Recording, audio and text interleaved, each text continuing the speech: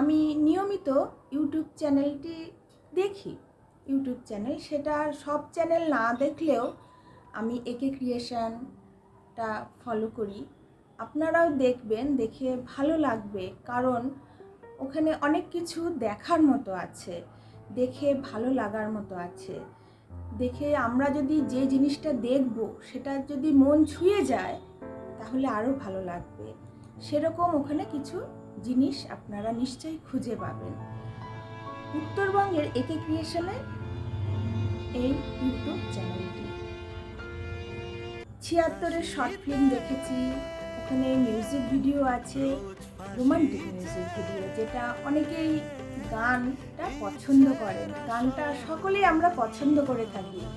সেইখানে ভালো ভালো গান আপনারা শুনতে পারবেন, দেখতে পারবেন, সব কিছুই ভালো লাগবে। আমার লেগেছে ভালো, সেই জন্যই আপনাদের কাছে এটা শেয়ার করছি। কমেডি ফিল্ম আছে, আর আমার এর মধ্যে কমেডি ফিল্মটা বিশেষভাবে ভালো লাগে, কারণ সবার সংসার জীবনে বা ব্যস্ততম জীবনে একটু সময় বেছে নিয়ে হাসতে ইচ্ছা করে, মনটা ভালো লাগে। সেখানে কমেডি যেখানে থাকে সেটা মানুষের মনটা ভালো করে দেয়, আর একে ক্রিয়েশনে এটা আমি পাই। সেটা আপনারা দেখলেও পাবেন, ভালো লাগবে, ওই জন্য আমি বারবার করে বলছি।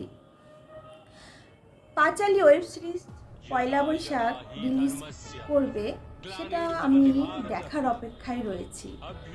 আর আরেকটা কথা বলবো যে ডগ লাভার চ্যানেলটিও আমি দেখি। সেখানে আমার বলার কিছু নেই। ডগ লাভার চ্যানেলে যে পশু প্রেম উনি যেভাবে করে, আমার কিছু বলার নেই। সত্যি যে অবলা প্রাণীদের কিভাবে উনি, সেই দিদিভাই যে অবলা প্রাণীদের কিভাবে যত্ন নেন, এই চ্যানেলটি না দেখলে আপনারা বুঝতে পারবেন না যে কিভাবে অসহায়, যে একেবারে ভালো পোষ্য